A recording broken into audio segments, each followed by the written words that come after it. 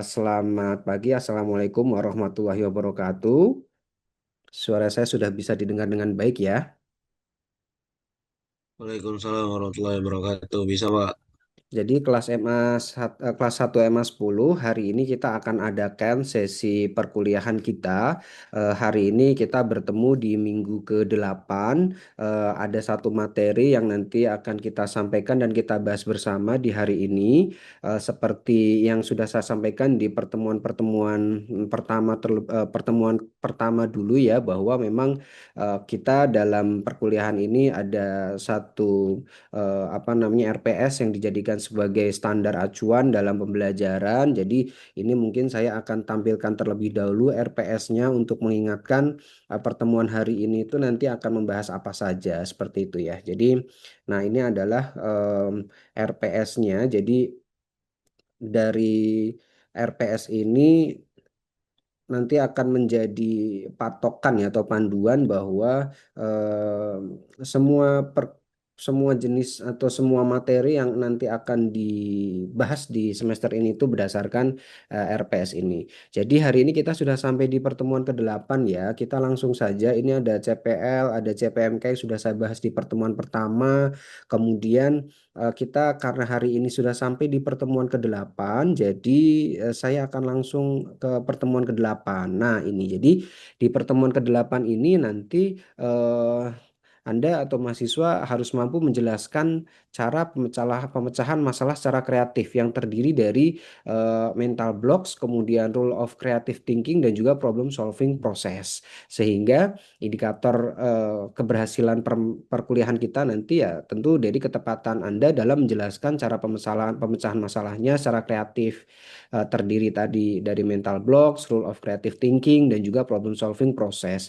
Nah, dalam kegiatan ini seperti biasa kita nanti akan ada kegiatan partisipasi Anda dalam perkuliahan ini, meliputi perangkuman materi, kemudian ada tanya jawab dan juga nanti ada penugasan atau unjuk kerja yang nanti bisa dikerjakan setelah penyampaian materi ini selesai dilakukan. Seperti itu ya. Jadi semoga ini bisa menjadi bahan untuk nanti memahami secara lebih jelas dan lebih mudah materi-materi kita hari ini ya.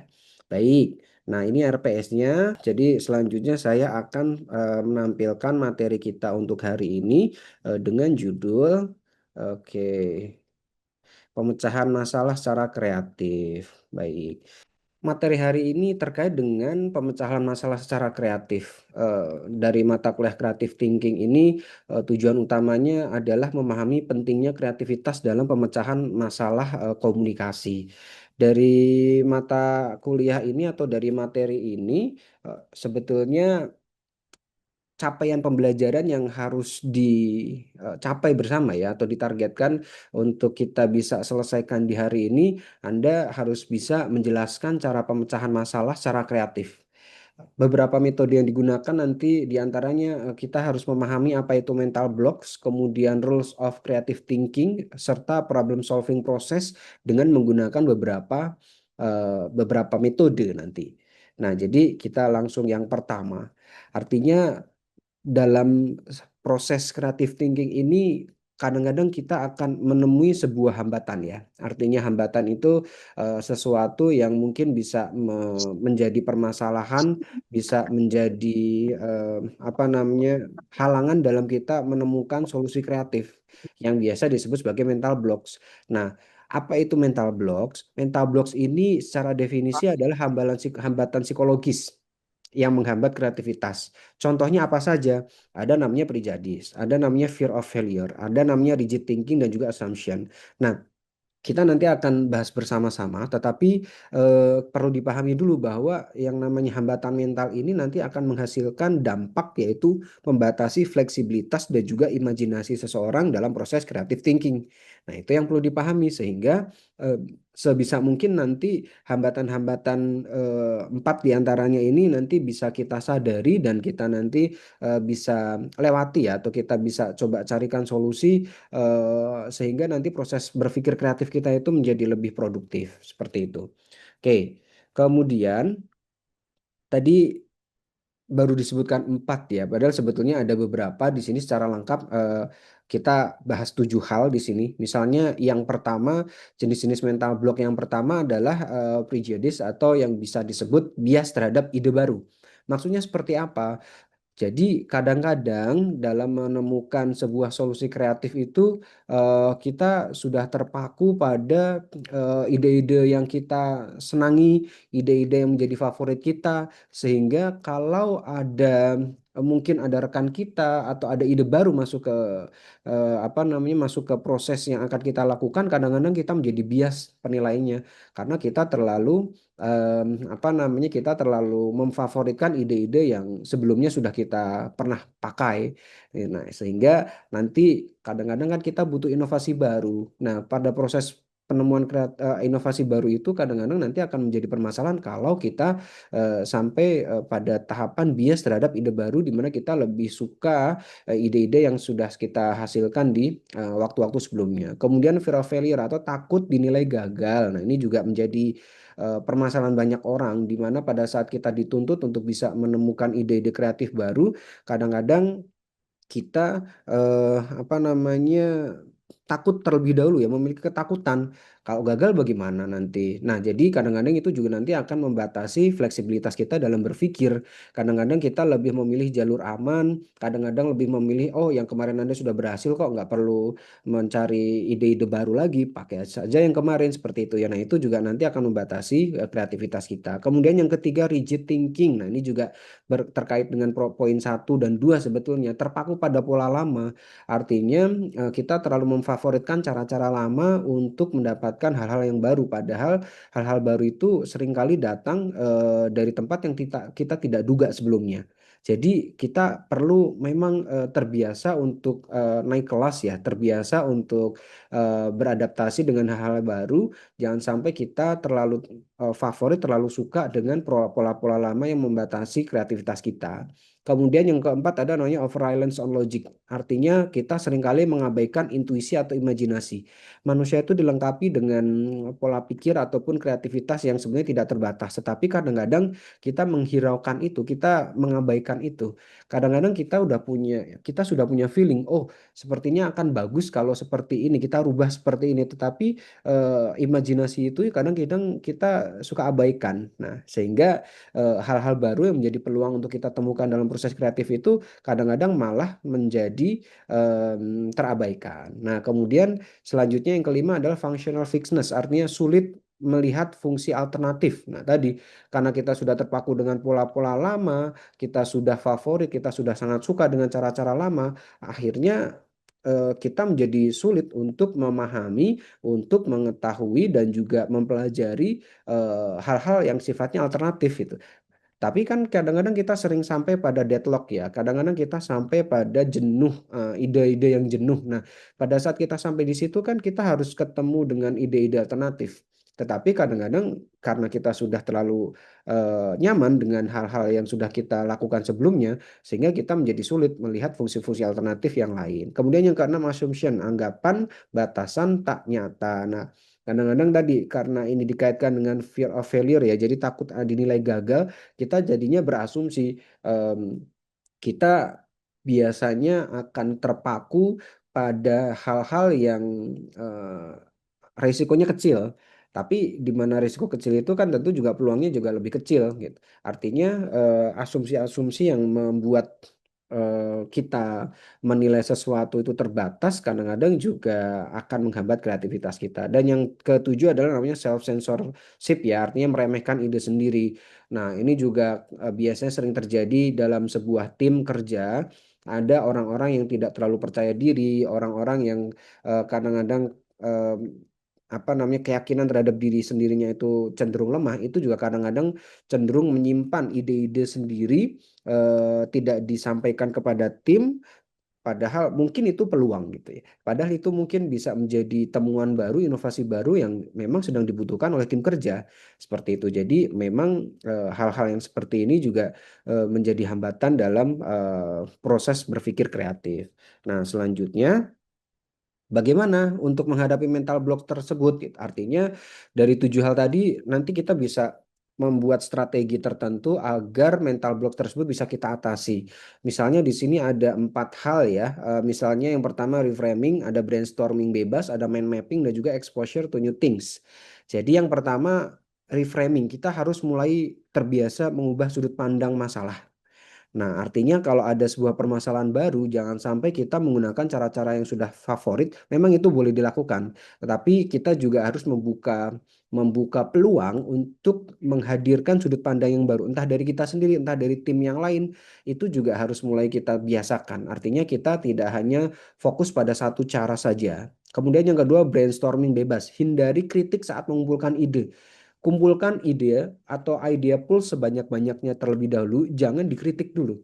Jadi biarkan ide-ide dari entah kita sendiri, dari teman kita, tim kita, itu kita kumpulkan terlebih dahulu dengan tidak mengkritiknya terlebih dahulu. Karena nanti ada tahapan selanjutnya. Jadi kalau brainstorming bebas ini maksudnya agar semua ide itu dikumpulkan selengkap-lengkapnya terlebih dahulu. Seperti itu. Kemudian baru mind mapping. Jadi setelah ide-ide terkumpul, kita harus visualisasikan ide-ide tersebut ke dalam sebuah konsep.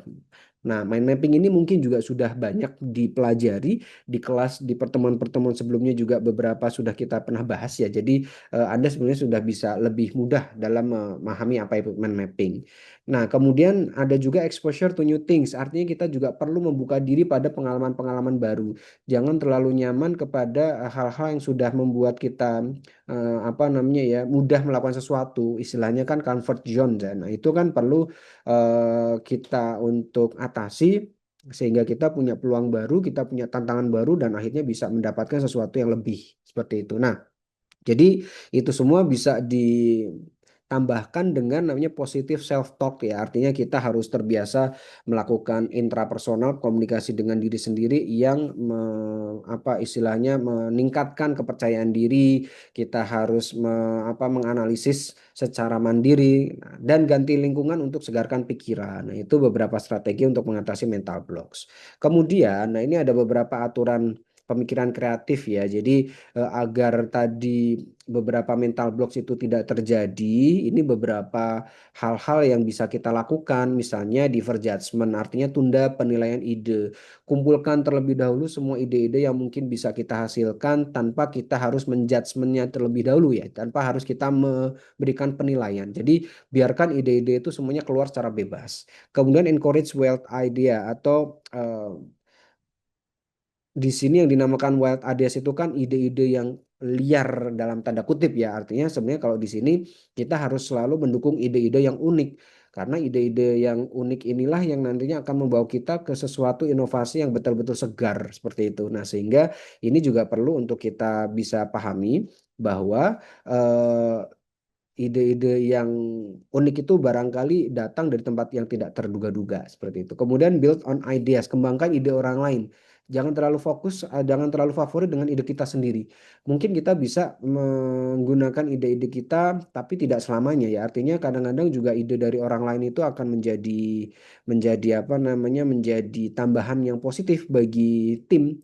Artinya ada pepatah atau ada orang bijak menyatakan bahwa ide satu orang itu baik, tapi ide dua orang itu akan menjadi lebih baik seperti itu ya. Nah, sehingga eh, hal-hal seperti itu perlu kita pertimbangkan dalam setiap proses kreatif yang kita lakukan. Dan juga yang keempat adalah things visually, artinya kita harus terbiasa menggunakan sketsa atau gambar yang nanti akan memudahkan kita dalam menjelaskan sesuatu karena kalau hanya kita sampaikan dengan kata-kata, kadang imajinasi seseorang itu mungkin berbeda dengan orang lain.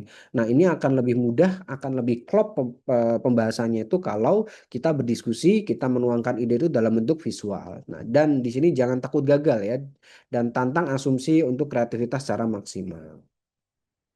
Ini beberapa tools yang mungkin bisa digunakan, yang bisa Anda praktekkan dalam memecahkan beberapa permasalahan.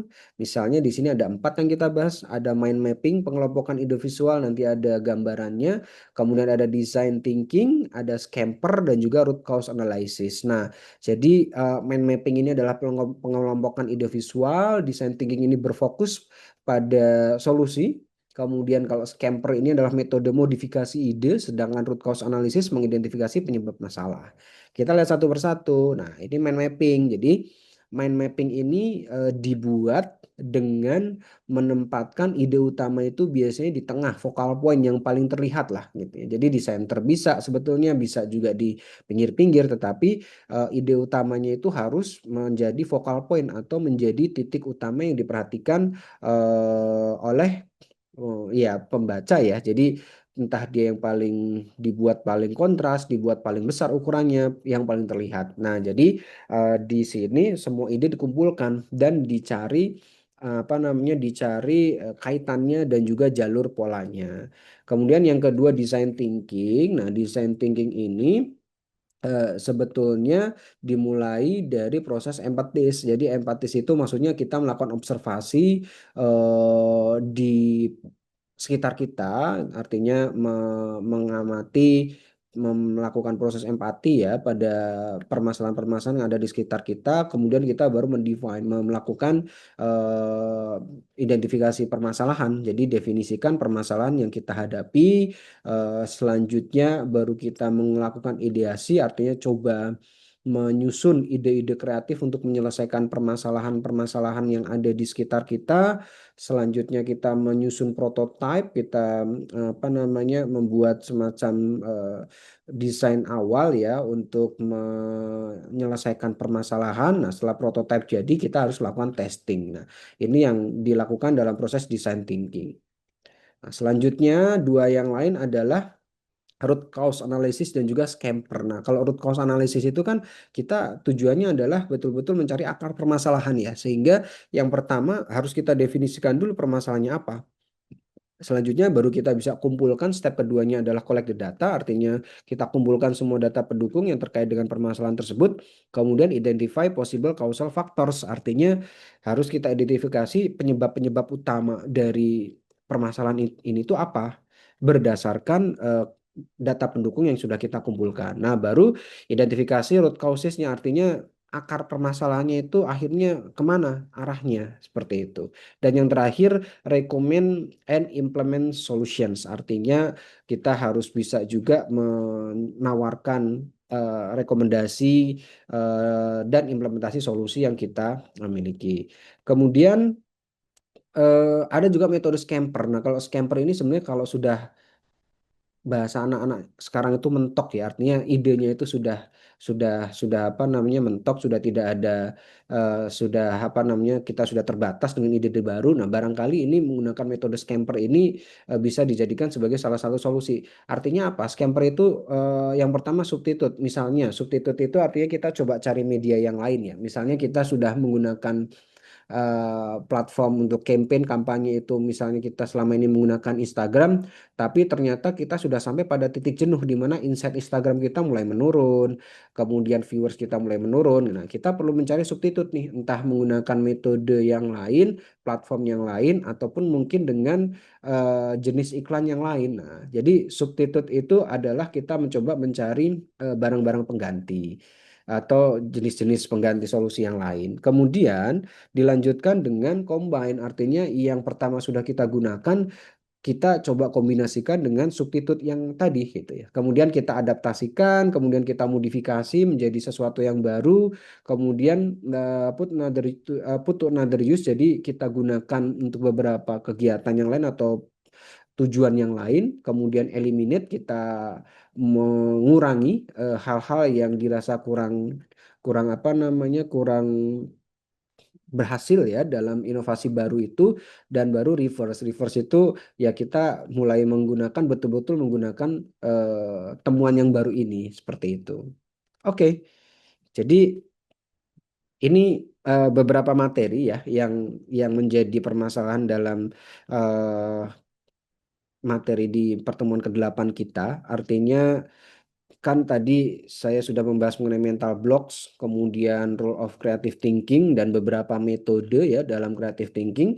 Sekarang saya akan stop sharing terlebih dahulu, kita akan tanya jawab terlebih dahulu, baru nanti saya akan lanjutkan ke sesi selanjutnya untuk tugas dan rangkumannya ya. Saya stop sharing dulu.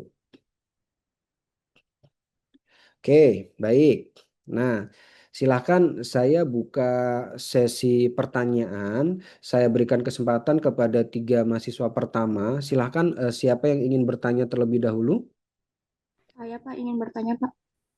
Oke, Atifah Dihian ya. Oke, saya pin ya. Eh, Silakan Atifah. Bagaimana Pak cara mengidentifikasi jenis mental block yang paling sering muncul dalam proses penyusunan pesan komunikasi di situasi krisis dan strategi mana yang paling efektif untuk mengatasi? Ya, pertanyaannya sangat bagus ya, Atifah Dian ya. Jadi pada saat situasi krisis itu kadang-kadang memang kita butuh beberapa solusi yang apa namanya, yang lain dari biasanya. Jadi dalam upaya untuk kita mengidentifikasi jenis mental block yang sering muncul di situasi krisis itu memang nanti minimal ada tiga hal ya yang bisa kita lakukan. Artinya pada situasi krisis itu kan kita kadang-kadang perlu untuk melakukan sesuatu yang berbeda dari yang biasanya kita lakukan. Kadang-kadang situasi krisis itu juga terjadi karena kita terlalu terpaku pada pola-pola yang lama. Nah, sehingga untuk mengatasinya, yang pertama kita biasanya harus menggunakan metode reframing tadi. Artinya kita harus coba rubah sudut pandang. Nah, jadi pada saat situasi krisis itu terjadi, biarkan kita istirahat sebentar, kita ambil apa namanya, kita ambil jeda, kemudian kita jernihkan pikiran. Setelah kita sudah jernihkan pikiran, kita coba masuk ke proses reframing. Kita coba masuk ke eh, menemukan atau menggunakan pandangan-pandangan sudut pandang yang lain dari masalah kita itu. Nah, baru setelah itu yang metode kedua tadi kita menggunakan brainstorming bebas ya. Artinya kita minta semua anggota tim itu untuk mengeluarkan semua ide-idenya. Kemudian baru setelah eh, terbentuk semua ide yang sudah terkumpulkan, barulah kita mulai mengeliminasi beberapa ide atau yang kalau di dalam materi tadi disebut sebagai mind mapping ya. Kita mulai eh, mulai tentukan mana pola-pola yang bisa kita gunakan untuk menyelesaikan permasalahan tersebut. Oke, mungkin seperti itu ya, Atifah. Ya Pak, terima kasih Pak. Baik, Atifah, terima kasih. Muhammad Iqbal, ada yang disampaikan? Silakan. Ya, saya ada pertanyaan, tapi saya mungkin dua pertanyaan, Pak. Boleh, silakan. Tapi dari dari satu tema yang tadi Bapak jelasin itu kan ada saat sesi brainstorming, Ya, eh, kenapa atau bisa dibilang mengapa lah, mengapa tuh penting untuk menunda penilaian ide di fair judgment. Jadi kan kenapa ide itu harus ditunda? Penting menunda penilaian ide. Jadi kita nggak boleh nilai ide itu kan, nggak boleh dijudge. ya. Kemudian yang pertanyaan kedua itu, bagaimana kebiasaan ini dapat mempengaruhi dinamika atau sistem kerja tim komunikasi di situasi darurat. Oke, baik.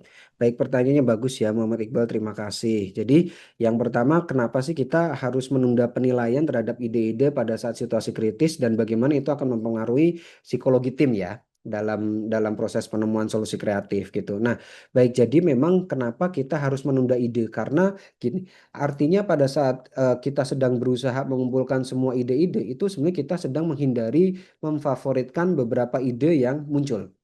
Nah, artinya kenapa? Kalau nanti kita terlanjur memfavoritkan ide-ide yang sudah muncul di awal, itu nanti kita menjadi bias terhadap ide-ide yang disampaikan di waktu-waktu selanjutnya oleh orang-orang yang mungkin lebih baru dan lain-lain. Itu mungkin akan menjadi bias penilaian. Jadi, em, biarkan ide-ide yang baru dari tim kita itu jangan dinilai terlebih dahulu. Kemudian, apa sih dampak psikologisnya bagi tim ya? Kalau kita sudah terlanjur memberikan judgement terhadap ide-ide yang baru ya tadi nanti ada orang-orang yang merasa ada difavoritkan idenya si A yang selalu dipakai, idenya si B yang selalu dipakai, akhirnya tim jadi tidak berjalan secara natural. Seperti itu mungkin Muhammad Iqbal ya.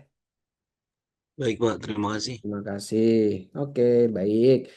Lanjutkan ini ke apa namanya beberapa hal yang nanti harus dikerjakan oleh Anda ya. Jadi nanti aktivitas pembelajaran hari ini tuh akan dilanjutkan dengan studi kasus proyek, yaitu mempraktikkan pemecahan masalah nyata, simulasi problem solving, mengasah keterampilan berpikir kritis, kemudian Anda harus juga melakukan refleks pribadi, mengevaluasi pengalaman dan ide, serta latihan kreatif ya, Crazy 8S. 8S itu 8 hal dalam membuat 8 ide dalam 8 menit ya.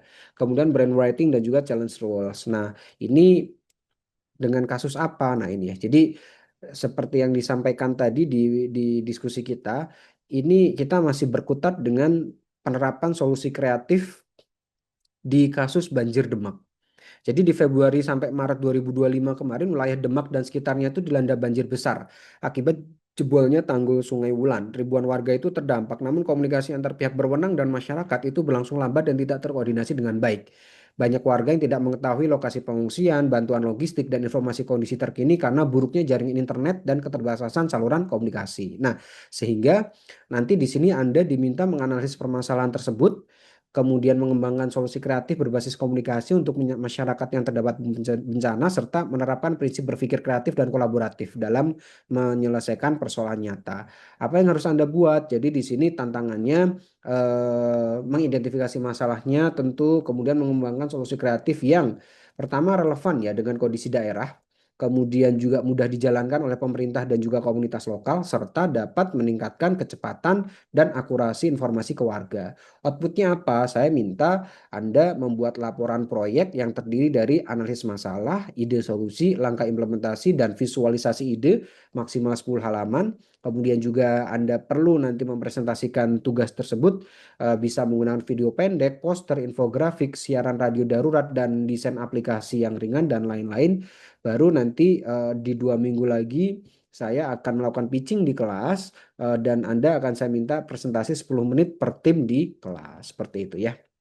Nah, jadi sebagai penutup di sini rangkumannya adalah tadi saya sudah bahas apa itu mental blocks dan langkah awal untuk membangun kreativitas itu bisa terhambat dengan adanya mental blocks. Kemudian saya ajak untuk berpikir out of the box ya. Jadi mendorong inovasi dalam pemecahan masalah dengan beberapa metode, dan di sini pentingnya kreativitas itu adalah hal yang esensi ya di dunia komunikasi dan dunia kerja. Nah, kurang lebih seperti itu. Oke, demikian materi kita untuk hari ini. Nah, sebelum saya tutup, saya minta salah satu mau siapa di sini menyampaikan apa yang sudah Anda pelajari dari materi kita hari ini. Silahkan. Mau siapa? Pak. Boleh Muhammad Iqbal, silahkan. Saya pin lagi ya. Silahkan. Eh, Tadi kan Bapak menjelaskan tentang dari studi kasus di Demak itu yang tanggul jebol. Jadi ketika ada bencana yang krisis gitu yang kita tuh nggak tahu kan kapan datangnya, yang dimana kita tuh pasti belum siap dan sebagainya. Biarkan ide-ide itu keluar terlebih dahulu. Jadi jangan dijudge. Jadi kesimpulan dari Bapak tadi, jadi ide itu dikumpulin dulu sebanyak-banyaknya. Setelah ide itu terkumpul, baru kita lakukan brainstorming, kita pikirin kira-kira ide ini bagus atau enggak, relevan atau enggak, cocok atau enggak. Jadi dari situ terciptalah ide-ide yang eh, ide yang banyak dan jadi banyak solusinya gitu loh Pak. Jadi kita nggak miskin ide gitulah istilahnya. Oke, baik. Terima kasih Muhammad Iqbal. Kesimpulannya juga sangat reflektif ya dengan materi yang sudah kita pelajari hari ini. Oke, baik. Terima kasih. Itu juga bagian penting dari hasil pembelajaran kita hari ini. Jadi nanti akan menjadi bahan evaluasi ya untuk penilaian akhir dan lain-lain. Oke, baik. Nanti tugasnya silahkan dipersiapkan dengan baik, dilanjutkan. Untuk pemberian materi hari ini saya rasa sudah cukup. Nanti kita akan bertemu kembali di kelas ya. Jadi terima kasih untuk sesi kita hari ini. Saya tutup pertemuan kita untuk hari ini. Selamat siang. Wassalamualaikum warahmatullahi wabarakatuh.